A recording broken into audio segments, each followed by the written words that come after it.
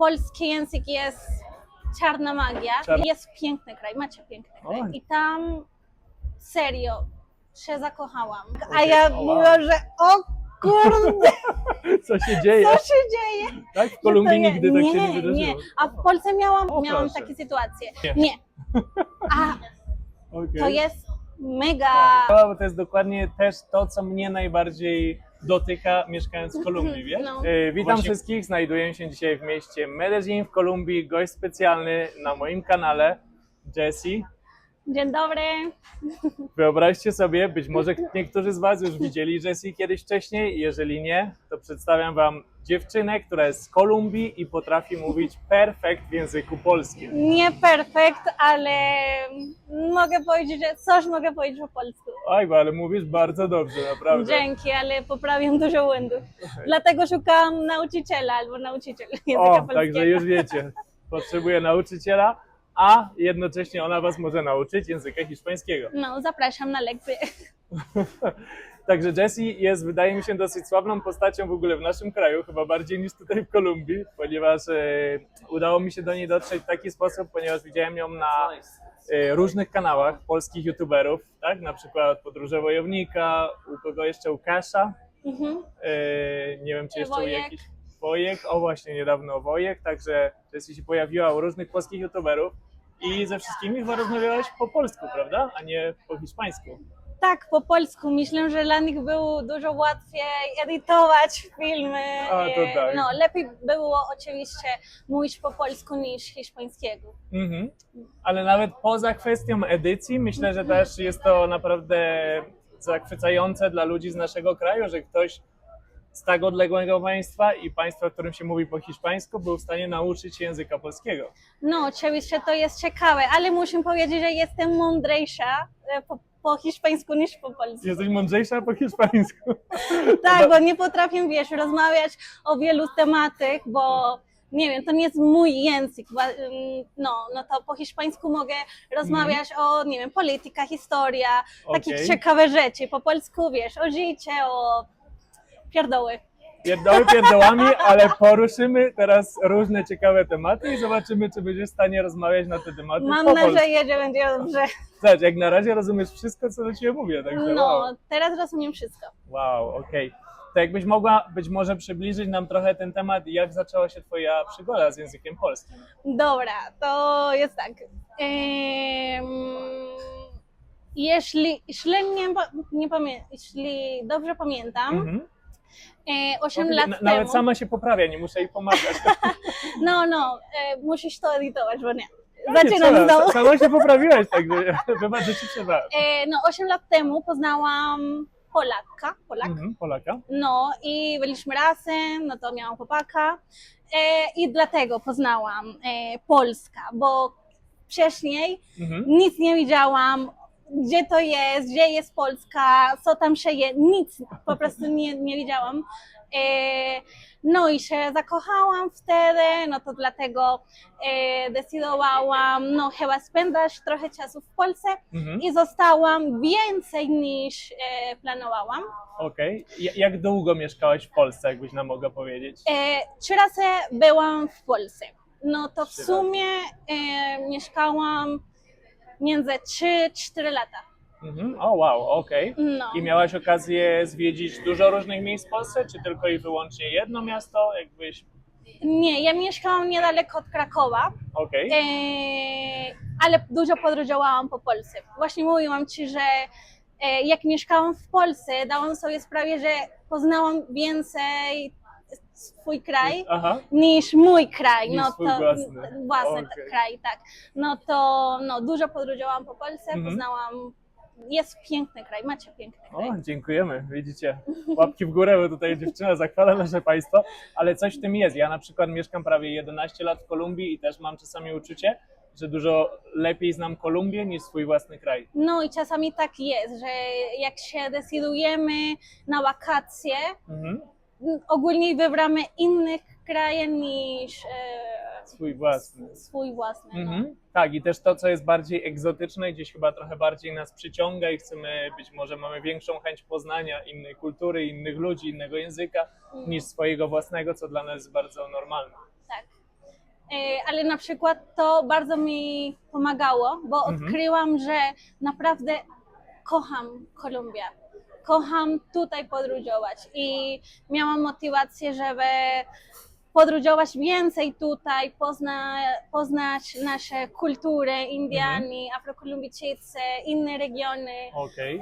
I teraz czuję, że to daje mi dużo radość, kiedy mam możliwości, żeby podróżować po Kolumbii. A i daje ci też dużą radość jakby nawet podróżowanie po twoim własnym kraju, tak? I poznawanie twojej własnej kultury. Tak, naprawdę czuję więcej emocji, jak podróżuję tutaj w Kolumbii niż gdzie indziej. O, okej, super. I to jest też bardzo interesujący temat. I jako iż powiem ci, że ja mam trochę podobnie. Myślę, że jak byłem młodszy i mieszkałem w Polsce na stałe, zawsze moim ogromnym marzeniem było wyprowadzić się do innego kraju albo podróżować po świecie. Wydawało mi się, że inne państwa są niesamowicie interesujące, a nasza Polska jest gdzieś tam nudna, nic się tu nie dzieje, klimat jest beznadziejny i tak dalej. Jak zacząłem podróżować, czy jak się przeprowadziłem w końcu do Kolumbii i zamieszkałem tutaj, mam wrażenie dzisiaj, że jak przylatuję do Polski w odwiedziny, to jestem zachwycony własnym krajem. No i na przykład tutaj w Kolumbii mamy prawie to samo. Jak może wiecie i wiesz, że w Kolumbii nie każdy żyją tak idealnie. Jest bieda i dużo tutaj się dzieje. Tak, no to tak. dużo ludzi myśli o tym, że chyba gdzie indziej lepiej się żyje, lepiej się zarabia i dlatego dużo Kolumbijczycy się wybrają na inne państwa. Do innych państw? Do innych państw i bo chcą, wiesz, więcej zarabiać i mają takie myślenie, że poza Kolumbii jest lepiej, ale jak mieszkają gdzie indziej, dają sobie sprawę, że no, Kolumbia jest super i brakuje nas, bo ja też byłam poza Kolumbią, brakuje nas pogoda, jedzenie, mamy słońce codziennie, owoce i po prostu atmosfera, klimat jest super. Aha, chciałem się ciebie zapytać, bo tutaj wspomniałaś o tym, że na przykład Kolumbijczycy wylatują do innych państw w poszukiwaniu lepszej sytuacji ekonomicznej być może. Ostatnio się słyszy bardzo o tym, że mnóstwo Kolumbijczyków właśnie emigruje do Polski. Tak. Czy wiesz coś na ten temat, albo masz jakichś znajomych, którzy też wylecieli do Polski? Nie mam znajomych, nie mam Kolumbijczyków, które pracują, nie znam, ale wiem, że dużo są, bo na Facebooku patrzę, są grupy, że Kolumbijczycy w Polsce i tak dalej. Okej. Słyszałam dużo historii o ten temat. Czy może wiesz, dlaczego tylu Kolumbijczyków zaczęło akurat wylatywać do Polski, a nie do innych państw, na przykład do Anglii, do Niemiec, do Hiszpanii? Bo w Polsce, tak słyszałam, nie jestem 100% pewna, gdzie brakują pracownicy. Na przykład jeśli chodzi o fabryki, nie mam tyle słownictwa po polsku, ale w takich miejscach, że produkują rzeczy, że po prostu pracę, że nie musisz mówić. Praca fizyczna, że nie muszą mówić po polsku ani po angielsku. No to są agencje, które oferują pracę i zarabiają 2 razy więcej niż tu w Kolumbii. No to Kolumbijczycy myślają, że chyba lepiej będzie tam pracować, bo zarabiają 2 razy więcej, mają możliwości, żeby odkrywać inny kraj i doświadczyć po prostu jak jest mieszkać poza krajem. Jasne. A z tych miejsc czy miast, które miałeś okazję ty odwiedzić w Polsce, czy masz jakieś swoje ulubione? Czy mogłabyś powiedzieć jakieś jedno miejsce w Polsce albo jedno miasto, które zdecydowanie, w którym się zakochałaś? Dobra, jeśli chodzi o natura... Niekoniecznie być może związane z twoim byłym chłopakiem? Po prostu miasto zajechałaś i powiedziałaś, Jezu, jak to jest pięknie, podoba mi się. Byłam w regiony, że mówią Kaszuby? Kaszuby i tam serio się zakochałam. Tam był przepiękny, ale trudno powiedzieć, wybrać tylko jedno miejsce. A jeśli chodzi o miasto, o dzieci i tak dalej, Kraków. Jest Kraków, o mój właśnie ulubiony. czekałem na tą odpowiedź, bo No. też jest to moje ulubione miasto osobiście, choć ja osobiście studiowałem we Wrocławiu przez wiele lat. Myślę, że też miałeś okazję pojechać do Wrocławia. Byłam tam. To są takie dwa moje ulubione miasta, aczkolwiek gdzieś przez zawsze tym moim marzeniem było właśnie mieszkać i studiować w Krakowie. Takie marzenie, którego nie spełniłem, ale wydaje mi się, że Kraków gdzieś zawsze moje serce tam będzie No. i zawsze będę czuł jakąś chemię właśnie do tego Kraków miasta. jest super. Jak mieszkałam w Krakowie, wow, mam bardzo dobrze, jak się mówi, Wspomnienia, dobre Tak. wspomnienia. Mhm. super. Bardzo się Okej. bawiłam w Krakowie. Okej, a jeszcze chciałem Ci zadać takie pytanie. Myślę, że to jest istotne. To jest, jak się przeprowadzamy do innego kraju, mamy szok kulturowy na początku. Jak to było w Twoim przypadku? Czy miałaś ten szok kulturowy w Polsce? A jeśli tak, to może jakie aspekty były dla Ciebie największym szokiem kulturowym, jeżeli chodzi o różnicę pomiędzy Kolumbią a Polską? No, bo na przykład miałam na szczęście miałam okazję, że mieszkać z polska rodzina. O, super. No to z nimi po prostu doświadczyłam dużo i miałam szok kulturalny, na przykład dużo rzeczy. Myślę, że tu w Kolumbii jesteśmy bardzo głośni. Okej. Na przykład, Zgadzam się z Tobą w 100%. No i na przykład teraz się nauczyłam i dobra, trochę się zmieniłam, ale kiedyś było tak, że na przykład jesteś tam w inny pokój, a ja w inny i my po prostu krzyczymy, Aha, tak się mówi? krzyczymy. I nie wiem, mówię, Michał, daj mi coś tam, zamiast chodzić do inny pokój i powiedzieć tak normalnie, słuchaj, potrzebuję coś tak, coś. Krzyczysz i wołasz tą osobę z daleka, tak. No dużo. Dla mnie to też akurat osobiście, wybacz, że przerwę właśnie, bo to jest jeden z takich największych szoków kulturowych, do których nie mogę się wciąż przyzwyczaić. To jak hałaśliwi są tutaj ludzie i chyba szczególnie na wybrzeżu, gdzie ja mieszkam, tak jak Santa Marta, muzyka cały czas, wszędzie hałas i to. Ale słuchaj, też taki szok kulturalny dla mnie był punktualność. Okej, tak, też dobry punkt. Bo tu w Kolumbii jest, wiesz, czas nic nie je. Aha. Jak mówisz 5 minut, to Jest 50. jest 50. Albo 5 godzin. Albo po prostu dużo. A w Polsce jest tak, że jak mówisz, albo się umówisz z kimś za, nie wiem, za godzinę, za 2 godziny, to po prostu tak jest. I to Dokładnie. doświadczyłam, jak pracowałam w Polsce. Ja prowadzę lekcję hiszpańskiego i mieliśmy taki zajęć, nie wiem, o 12 na przykład. I nie wiem, ja po 5 minut się logowałam i oni powiedzieli, że i dlaczego taka opóźnienie? Aha. A ja mówię, jaka? 5 minut to nic. To jest nic, Tak, prawda? ale dla nas to było Wielkie spóźnienie. no 5 i dla minut. mnie normalnie, bo Tak, jak dla nas myślę- wiesz, 5 minut, 10, okej. Ja myślę, że jak Polak się umówi na spotkanie na przykład na godzinę 5, to No. w ogóle o 4:50 to już jest gotowy, 4:55 to już siedzi i czeka na to. No, ale na przykład już się nauczyłam, jestem punktualna, tak myślę, albo moje uczniowie będą powiedzieć coś innego, nie wiem. To spytamy się, napiszcie w komentarzach, Komentarze. uczniowie Jessie, piszcie w komentarzach, żebyśmy zweryfikowali, czy to prawda, czy nie. No, serio, dam, jak się mówi, doy lo mejor de mí, Aha. Dałaś od siebie jakby najlepsze, to co mogłaś? że teraz daję. Okej. Jeśli chodzi o punktualność. Okej. Ale teraz to jest problem dla mnie, bo jak mieszkam teraz tu w Kolumbii, wiesz, jestem Jesteś mega zbyt punktualna. punktualna. I nienawidzę, jak muszę czekać, nie wiem, godzina, pół godzina, to dla mnie jest serio. Ale co robisz, że tu w Kolumbijczycy nie potrafią.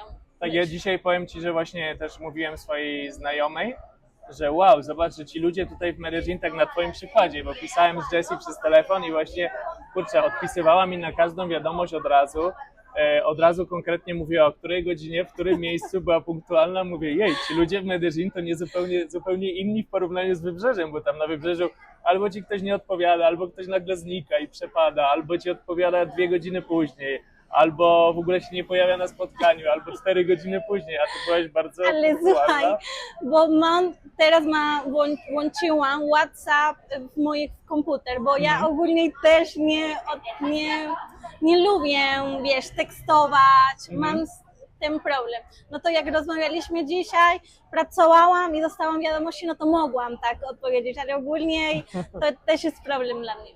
Wow. Chciałem ci jeszcze zadać takie pytanie, czy, nie wiem, była jakaś szczególna taktyka, strategia u ciebie podczas nauki języka polskiego, bo naprawdę ja jestem zawsze pod ogromnym wrażeniem, jak słyszę osobę, obcokrajowca, na przykład ludzi gdzieś tam, którzy przylatują z Afryki, z Azji, czy właśnie z Ameryki Południowej do Polski i są w stanie opanować nasz język.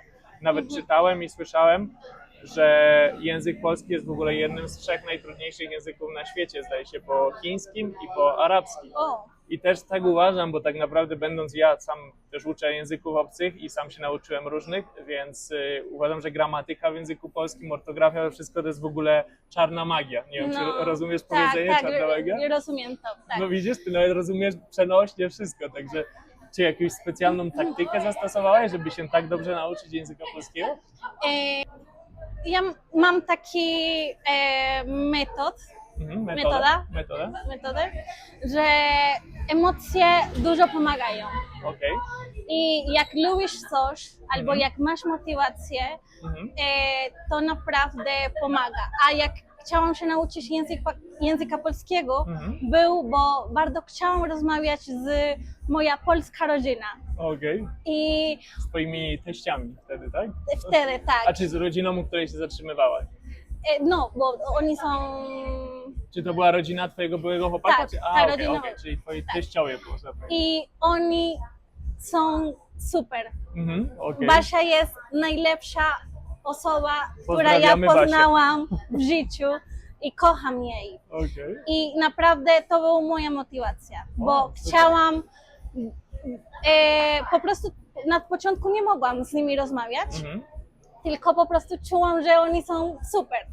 Okej. I z tego powodu chciałaś I z tego powodu chciałam, wiesz, pokazać trochę kim ja jestem i też poznać, wiesz, i móc się lepiej z nimi komunikować. tak, i właśnie z nimi spędziłam dużo czasu.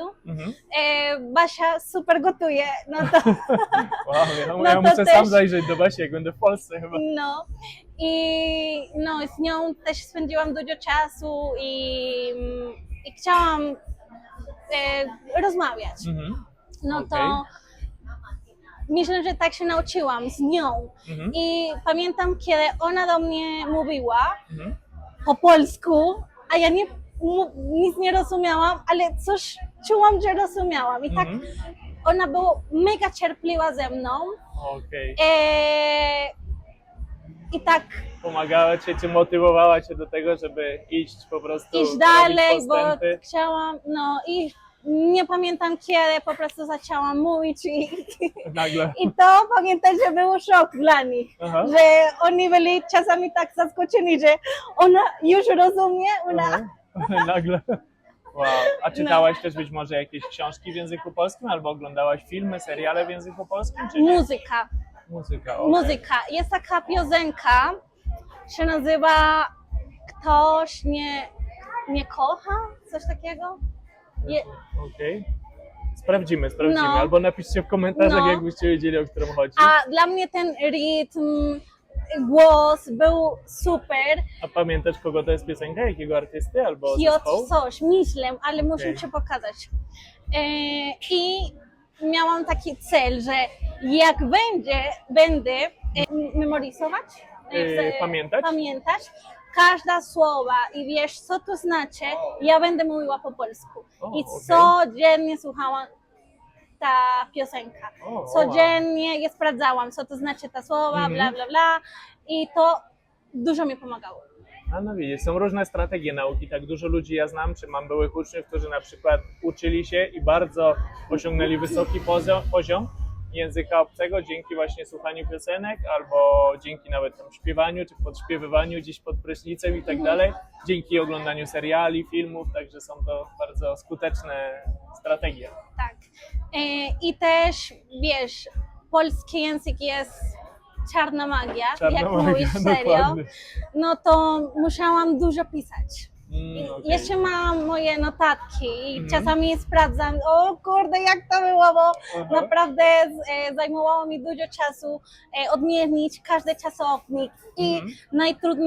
najtrudniejsze był po prostu wymawiać, Aha. bo po hiszpańsku nie mamy taki dźwięk, Tak, tak. Mhm. to nic nie istnieje, no to Ja myślę, że te dźwięki musiałam- troszkę przypominają być może portugalski, nie? Też ży, czy. trochę, chyba Nie- trochę. Mhm. Mają takie, ale w hiszpańskim tego nie ma, to fakt. No nie ma i... Ja nawet jak mówię swoje imię na przykład, to bardzo dużo ludzi nie potrafi go w ogóle tutaj wymówić w Kolumbii, właściwie większość. A jak... Michał. Ale jak Kolumbijczycy wymawiają to O, jak widzą, jak się pisze Michał, to najczęściej mi mówią Michal, Michal. albo Michel, Aha. albo czasami Michael. Ale nawet jak im mówię, że to jest Michał, to mówią na przykład Milhouse. Milhouse, Tak, jak postać na z- Simpsons. Aha, Simpsons. Także No. no. jest to bardzo ciężkie do wymówienia dla osób. Myślę, tutaj że to jest najtrudniejsze wymawiać. Tak, tak, wymowa bardzo trudna. Wymowa, no. A wiesz co, dobra, jeszcze mam takie dwa ostatnie pytania. Jako już też poznałaś te różnice. Czy mogłabyś nam zdradzić być może, jakie według Ciebie są różnice w relacjach między kobietami i mężczyznami w Polsce i w Kolumbii, albo taką jakąś jedną najbardziej znaczącą różnicę? Czy coś takiego zauważasz, dostrzegasz, że być może mężczyźni w Polsce zachowują się inaczej niż w Kolumbii? Dobra. Może być coś to negatywnego albo pozytywnego? Jak Dobra, zaczynamy z pozytywnego. Okej. Okej, jeśli chodzi o chłopaki, Mhm. tak czułam w Polsce, że są bardzo gentlemen, taki Aha. e, Tak, dżentelmeni po prostu. No. dżentelmeni. niż tu w Kolumbii, bo Okej. to też był szok kulturalny, Mhm. że o kurde, i pamiętam, na przykład jak poznałam kogoś Mhm. i powiedziałam, że cześć, jestem Jessie i oni, jak się mówi, ellos besaron mi mano. Aha, cię pocałowali w rękę. Tak, a ja wow. mówiłam, że o kurde, Co się dzieje? co się dzieje? Tak? W Że to Kolumbii je- nigdy tak się nie nie, wydarzyło. a w Polsce miałam, nie tak często, ale miałam Proszę. takie sytuacje, że na przykład jak siedzieć na krzesło Aha. i chłopaki i wiesz, nie A, umiem co powiedzieć, odsuwają ci krzesło, tak? tak, Żebyś na mogła przykład, usiąść. albo jak wychodzisz, Wychodzisz? gdzieś, A, tak, tak, że- przepuszcza cię w drzwiach. tak, albo w samochodzie, Otwiera drzwi od samochodu. tak, na przykład byłam w Polsce ostatnio, ostatnie lato, Aha, rok temu. prawie rok Prawie. temu i po prostu czułam, że byłam w Polsce, bo miałam ciężki plecak, a Polak po prostu pomagało mi Włożyć do góry. do góry, tak. A w Kolumbii tego nie robią tak często? Też robią, ale czuję, że w Polsce Okej. więcej. Ciekawe. Tak, na przykład jak mówią ci, mam tutaj przyjacieli, mój najlepszy przyjaciel To jest jest Polak. ciekawe, wiesz co, bo ja ostatnio na przykład widziałem się ze znajomą z Australii, ona mieszkała ponad 20 lat w Australii i mówią, że w Australii dzisiaj tak bardzo naciskają na równouprawnienia, że jak ja, bo ona miała wielką walizkę, bo też była w podróży akurat w Kolumbii i jak ja jej wziąłem tą walizkę, żeby ją włożyć do bagażnika, to ona w ogóle była w szoku. Ona mówi, Michał, w Australii podczas 20 lat pobytu tam nigdy żaden mężczyzna dla mnie czegoś takiego nie zrobił. No Ja mówię, i na przykład jak, bo tutaj spędzam dużo czasu z Polakami i z Kolumbijczycy, bo wiadomo, mieszkam tutaj, ale tak, są Polacy, bo które... twój polski jest lepszy niż twój hiszpański, także Nie, jeszcze nie, już prawie. ale mówiło, że mój polski jest lepszy Tak, niż twój hiszpański. nie, jeszcze nie. Ale no czuję, że jak jestem z Polakami, oni bardzo, wiesz, pomagają, jak masz ciężkie rzeczy, no w takiej sytuacji. A w Kolumbii Nie tak pół na często. pół, nie tak często. To jest pozytywne, jeżeli chodzi o naszych rodaków, a coś negatywnego? Dobra, nie wiem, czy to jest negatywnego, czy pozytywnego, bo zależy jaki punkt widzisz to, Okej. ale Polacy generalnie i kobiety i mężczyzny mówią tak bezpośrednie rzeczy, tak? że na przykład pytam do ciebie, czy jest ładna ta kamizelka albo bluza. I ci powie nie. Nie. A Okay. to jest mega ciężki taki. Aha, taki grosero. No, i na początku tak czułam w Polsce, że byliście.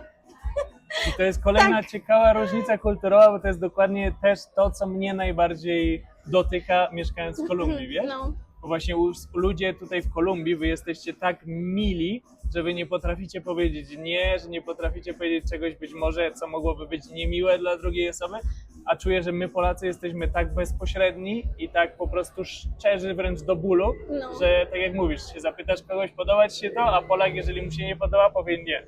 Albo się zapytasz, nie wiem, jak się dzisiaj czujesz i Polak ci nie powie tak jak tutaj dobrze, tylko ci powie, a jestem zmęczony, a czuję się źle, a jestem wkurzony. I na przykład byłam przyzwyczajona, że jak pytasz tutaj w Kolumbii, jak się masz, jak się czujesz, wszyscy mówią, dobrze, ale dzisiaj, nie wiem, ja mam taka sytuacja i bla, bla, bla.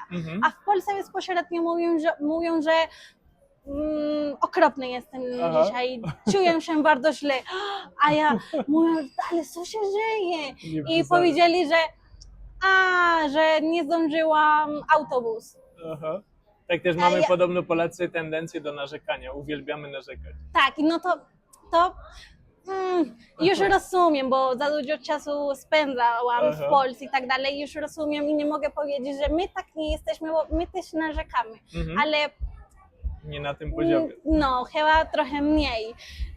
Ale też lubię tego, nie narzekasz, jeśli chodzi o, mówisz wiesz pośrednio, że i teraz trochę też poprawiłam to, bo musiałam, bo z Polakami wiesz, pracuję i tak dalej, no to jak jestem tutaj w Kolumbii, rozmawiam z Kolumbijczykami, z Kolumbijczykami, i mówię, że nie chcę, nie lubię, oni mówią, że dobra Jessie, ale nie musisz być tak zła. Bezpośrednio zła, No i mówią, że to nie jest złe, to po prostu szczere, nie chcę, nie lubię, albo wracam do domu. Ja też czasami to mówię, nawet wiesz co, czasami mnie ktoś czym częstuje, na przykład tu w Kolumbii mówi, masz to dla ciebie, a ja mówię, nie dziękuję, bo ja nie jem słodyczy, to lepiej daj tego słodycza innej osobie, to Kolumbijczyk albo Kolumbijka od razu się czuje taka zaatakowana. Jak to? Nie przyjmiesz ode mnie tego słodycza? Tak, dlaczego? Ale to jest niemiłe, jeśli, nie wiem, kupiłam coś dla ciebie, wyobraź sobie, że wiedziałam, że dzisiaj będziemy się spotkać i tak dalej i nie wiem, przygotowałam coś dla ciebie, a nie lubisz słodyczek albo czekolada, albo cokolwiek. I mówisz do mnie, że o Jessie, dziękuję, ale nie lubię jeść nic słodkiego. Oczywiście będziesz się czuła... No tak, będziesz się czuła źle. No i tak... Ale czasami wiesz, na przykład, nie wiem, siedzisz ze znajomymi z pracy, ktoś wyciąga słodycze i wszystkich częstują. I ty mówisz, ja dziękuję, bo nie jadam cukru. I ktoś od razu, o jak to dziękujesz, nie weźmiesz ode mnie słodycza, lepiej jest wziąć i powiedzieć dziękuję i dać komuś innemu. I to jest lepiej tutaj. Nie wiem dlaczego, ale tak jest, no. A masz jakąś anegdotę, być może śmieszną, jeżeli chodzi o Polaków, Polskę, coś najśmieszniejszego, co się wydarzyło? Mogło być w Kolumbii, niekoniecznie w Polsce. Nie ma, to nie ma problemu. To się No, myślę, że miałam bardzo zabawne sytuacje. Czasami mam tak, że jak prowadzę Polaków po Medellin albo Kolumbia, ludzie tak nie wiedzą, czy ja jestem stąd, czy z innym krajem, bo oczywiście wyglądam jako Kolumbijka, tak myślę, ale jak cię słyszą, ale no, jak mówię, no to oni są trochę zagubieni. Tak. No dobra, to jeszcze na koniec, żeby nie przedłużać, mam do ciebie, bo ciągle jesteśmy przy temacie Polski, twoich doświadczeń związanych z naszą kulturą, a jako, że jesteś Kolumbijką, mieszkasz w Medellin, które wciąż też jeszcze jest owiane trochę złą sławą i wiesz, dużo ludzi na świecie, nie tylko u nas w kraju, być może ma jakieś takie złe spojrzenie na to miasto ze względu na historię, na to, co się wydarzyło. Czy mogłabyś powiedzieć kilka rzeczy na temat tego miasta i być może zachęcić ludzi do tego, by zmienili swój punkt widzenia, przylecieli tutaj, jeżeli przylecą, czego mogą doświadczyć dzisiaj w Medellin? Myślę, że jak wszędzie możesz znaleźć i bardzo dobre strony i bardzo złe strony. To zależy, na przykład turyści co chcą doświadczyć. Czy Aha. tylko impreza, czy się interesują, no to zależy, gdzie patrzą ludzie. Okej. Jak pokazam Kolumbii, uwielbiam, bo to jest mój pasjon. Twoja pasja. Tak, że bardzo lubię Indianie, takie plemię, nasza historia od dawna. Kolumbia jest multikulturalna, jak mogę powiedzieć. Zgadzam się, tak, jest wielokulturowa. Wielokulturowa, tak. I to jest niesamowite, odkrywać każdy język, co mamy tutaj, bo nie tylko tutaj się mówi hiszpański, jeszcze żyją, jeśli nie pamiętam, 63 albo 62 różnych język native.